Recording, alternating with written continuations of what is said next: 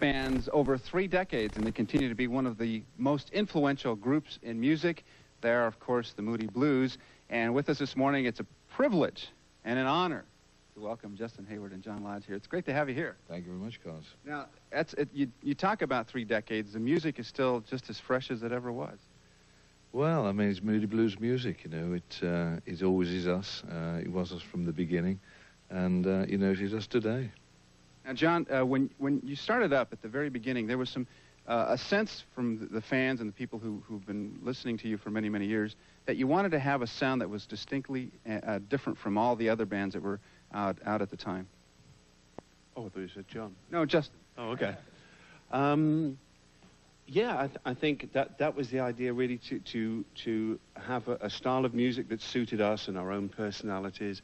And I think we realized that we had to have a sound and a style that was identifiable, you know. So we had an instrument called the mellotron, which gave us that kind of classical, orchestral kind of sound, and along with the vocal harmonies and a style of songwriting that I think, you know, even the young people of today seem to be able to still identify with the music that we made when we were young, which is very nice. It's great. It's great classic music, but, you know, you're performing on the 25th. At the Hollywood Bowl with the Hollywood Bowl Orchestra. Yeah. Now, there's the information here. This Saturday, May 25th at 8 o'clock, the Moody Blues and the Hollywood Symphony Orchestra. Now, I understand that you've never played with a symphony orchestra before, or you have, or you didn't do it on the albums, and with all the instrumentation and everything that goes on in your albums, that's hard to believe. Well, our first concert was with the Colorado Symphony at Red Rocks about 4 years ago, and that's the very first time we'd ever been on stage with an orchestra.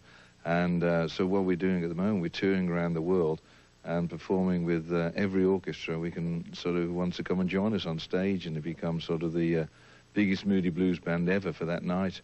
And the interesting thing is that, you know, our conductor, Larry Baird, goes in on the afternoon, rehearses with the orchestra, and the first time we actually see the orchestra is when we actually walk on stage for the concert.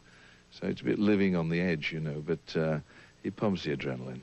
Now, at Red Rocks, of course, you've got the Moody Blues Time Traveler. This is the box set, which is great for any Moody Blues fan. But this is just one of the many albums that we have. I don't know if we can get a shot of it. Probably not, but we'll get a shot of it a little bit later on. This box set just has a history and all kinds of different songs. But here, there's all kinds of orchestrations and the kinds of things you're going to see on the 25th on this Saturday. Now, what are we going to hear this morning? Tuesday afternoon. The Moody Blues. 2, 3, 4.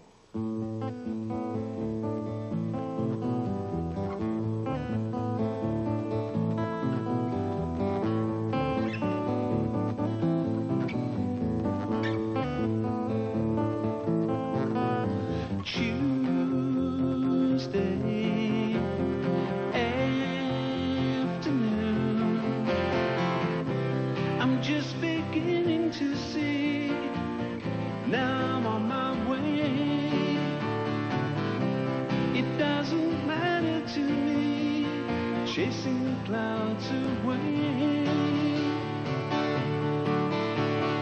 Something calls to me.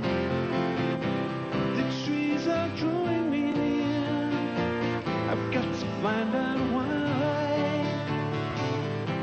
Those gentle voices I hear explain it all with a sigh.